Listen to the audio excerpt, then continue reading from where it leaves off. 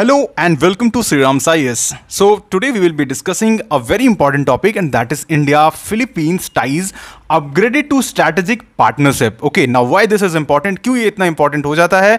Because of India's act east policy okay, and इसके साथ साथ at the same time broader way पे जब हम इंडो पैसिफिक स्ट्रैटेजी को डिफाइन करते हैं तो नो डाउट फिलीपींस यहां पर काफी मेजर रोल प्ले करता है. नाउ चाहे बात यहां के जियोपॉलिटिकल एंड स्ट्रैटेजिक इंपॉर्टेंस की हो, at the same time regional security, economic cooperation and the India's role in Indo Pacific region as such. Okay, and खास करके हम कैसे यहां पर काउंटर बैलेंस कर सकते हैं चाइना की इन्फ्लुएंस को in the South China Sea. Okay, and this is the most important part here. But before starting there is an important announcement for you that if you are an UPSC aspirant और अगर आपके मन में doubts रहता है आपकी preparation को लेकर कि कैसे इस एग्जाम को अप्रोच करना है, सब्जेक्ट वाइज स्ट्रैटेजीज क्या होनी चाहिए, बेस्ट ऑप्शनल क्या है, टाइम पर सिलेबस कैसे कंप्लीट करना है, तो इन सारे डाउट्स को क्लियर करने के लिए आप हमारे फ्री 1-to-1 मेंटरशिप को ज्वाइन कर सकते हो, जिसका लिंक आपको डिस्क्रिप्शन में मिल जाएगा. वहां पर आपको एक फॉर्म मिलेगा, आप फॉर्म फिलअप करिए और हमारे एक्सपर्ट्स आपके साथ में जुड़ेंगे, आपके डाउट्स को क्लियर करने में मदद करेंगे. Now why this is in news? As you can see here two pictures. एक तरफ हमारी प्रेसिडेंट श्रीमती द्रौपदी मुर्मू जी हैं, दूसरी तरफ हमारे प्राइम मिनिस्टर है. इन्होंने काफ़ी अच्छे से वेलकम किया है फिलीपीन के president mister Ferdinand Romualdez Marcos junior का. अब ये मीटिंग इतना इंपॉर्टेंस क्यों रखता है, क्या यहाँ पर चीज़ें हैं, इन सब चीज़ को हम डिस्कस करते हैं. देखो, सबसे पहली बात है कि आज के वक्त में जो सिनेरियो बना हुआ है, हम सब जानते हैं कि प्रेसिडेंट ट्रंप ने किस तरह से 25% का इनिशियल टैरिफ लगाया ऑन 1 अगस्त, जिसे उन्होंने पेनल्टी कहा भारत पर बिकॉज ऑफ रशिया, क्योंकि हम रशिया के साथ में जो ट्रेड में एंगेज हैं. दूसरी तरफ में इन्होंने फिर इस चीज़ को आगे और बढ़ा दिया, 25% की जगह फर्दर ये 50% कर दिए ऑन वेडनेसडे, राइट. अब जिसे समझ सकते हो कि इंडिया और यूएस का जो रिलेशन है वो बुरे हालात में है आज के वक्त में, राइट, क्योंकि इंडिया जो भी एक्सपोर्ट करेगा वो काफ़ी महंगा होने वाला है. वहाँ पर जो प्रोडक्ट्स रहेंगे इंडियंस, वो समझ लो 50% से राइज करने वाले हैं, एंड दैट्स वाई जो इंडिया की कॉम्पिटिटिवनेस है वो यहाँ पर रिड्यूस करने वाली है. तो इस सिनेरियो में देखो, इन सारे चीज़ों के बीच में इस तरह का जो डेवलपमेंट होता है ये बहुत मायने रखता है, क्योंकि ऑब्वियसली हम लोग ट्रेड को डाइवर्सिफाई करने की कोशिश करेंगे, एंड इस वक्त में यही सबसे अच्छा सॉल्यूशन है. एंड दैट्स वाई हमने रिसेंटली जो कुछ भी देखा है, चाहे बात लैटिन अमेरिकन कंट्रीज की हो, चाहे बात अफ्रीकन यूनियन की हो, चाहे बात एशियन नेशन की हो, राइट, यहां पर हम कोशिश कर रहे हैं कि अपने ट्रेड पार्टनर्स को और भी ज़्यादा डाइवर्सिफाई करें, हम ग्लोबल साउथ की तरफ अप्रोच करें, और वही सारी चीज़ें हैं यहाँ पर. देखो, प्राइम मिनिस्टर मोदी जी ने सीधा सीधी कहा है that it's friendship by choice and partnership by destiny. अब देखो, ये सारे पॉइंट्स को ना आप मेंस में ज़रूर ऐड ऑन करना, ये वैल्यू एडिशन का काम करेंगे आपके आंसर राइटिंग में. ओके, अब यहाँ पर किस तरह के डेवलपमेंट्स हुए तो देखो एक एक करके बात कर लेते हैं. तो यहाँ पर देखो, the Varanasi located international rice research institute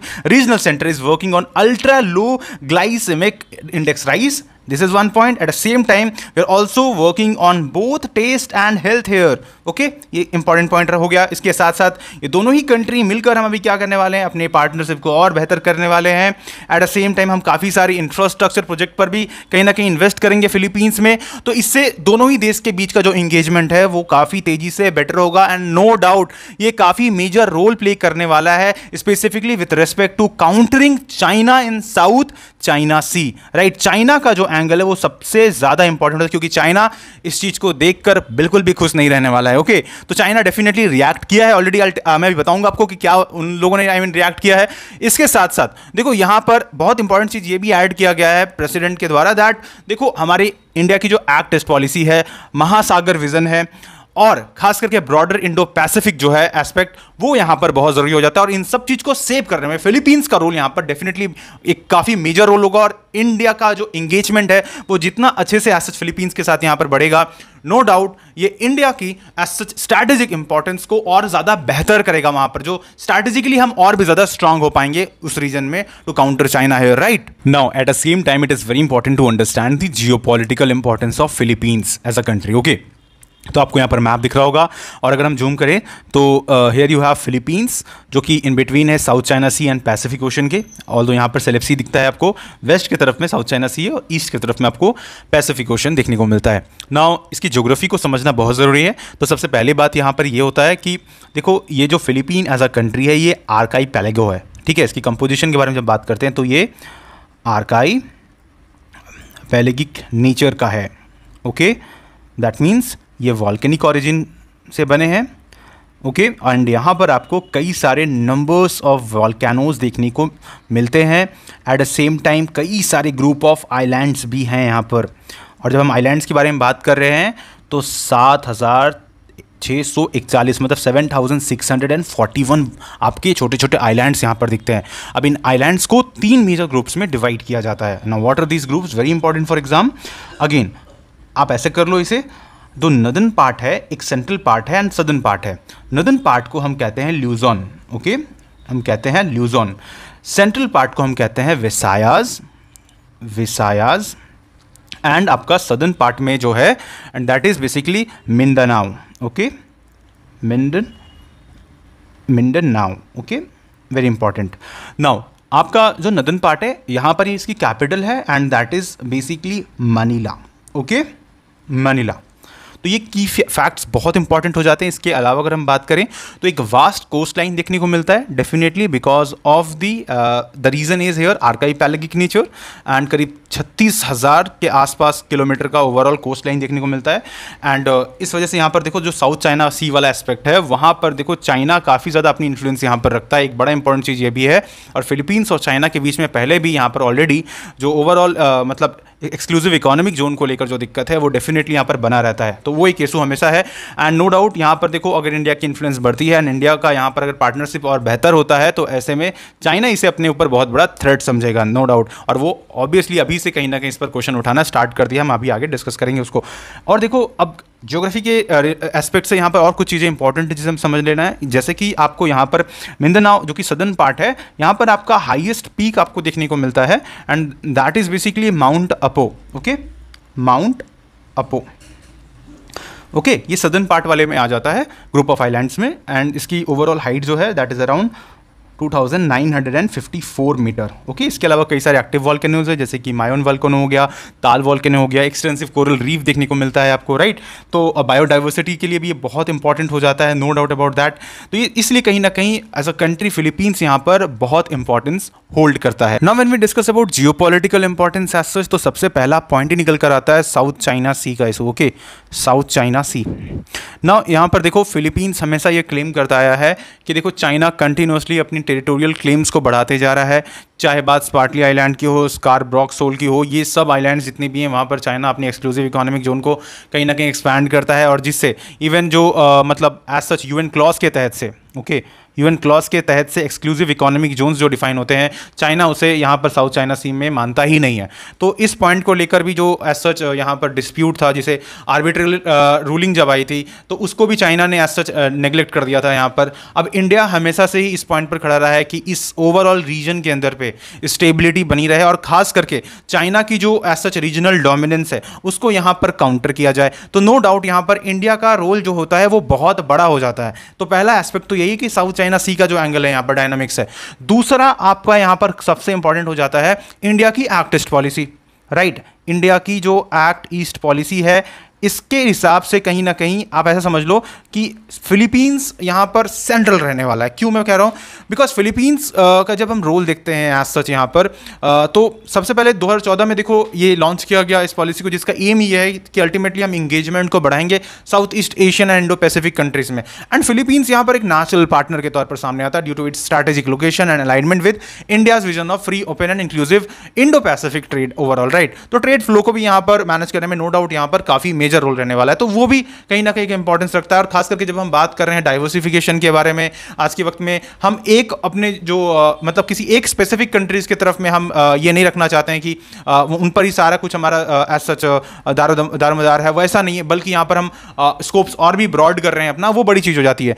तीसरा यहाँ पर सबसे इंपॉर्टेंट एस्पेक्ट हो जाता है एशियान सेंट्रलिटी। देखो फिलीपींस एशियान मेंबर है एंड नो डाउट इसके वजह से इंडिया की इंगेजमेंट बाकी जो एशियान कंट्रीज हैं उनके साथ में यहां पर बढ़ेगा, no doubt. And ultimately ASEAN India free trade agreement and the Philippines as such role as dialogue coordinator यहां पर, इससे क्या होगा, इंडिया का रीजनल इंडिग्रेशन जो है इंटीग्रेशन वो और बेटर होगा, इनहैंस होगा। तो that is also very important point here कि अल्टीमेटली एशियन सेंट्रलिटी के रेस्पेक्ट में फिलीपींस का एक बहुत मेजर रोल है। At the same time to counter the China's influence here, with respect to जब चाइना एग्रेसिव स्टांस की तरफ इंडो पैसिफिक में बढ़ता है, तो हम यहाँ पर कहीं ना कहीं डिफेंस डील भी कहीं ना कहीं करते हैं कई सारे एशियन कंट्रीज के साथ में, जैसे खास करके फिलीपींस के साथ में 2022 में हमने ब्रह्मोस मिसाइल एग्रीमेंट साइन किया था। तो वो उसके ही एग्जाम्पल्स है। तो आप समझ सकते हो कि इस रीजन की एज सच जियोपॉलिटिकल सिग्निफिकेंस बहुत ज्यादा है। Okay, now with respect to strategic importance of Philippines, तो पहला पॉइंट ही यहां पर हो जाता है defence and maritime security cooperation,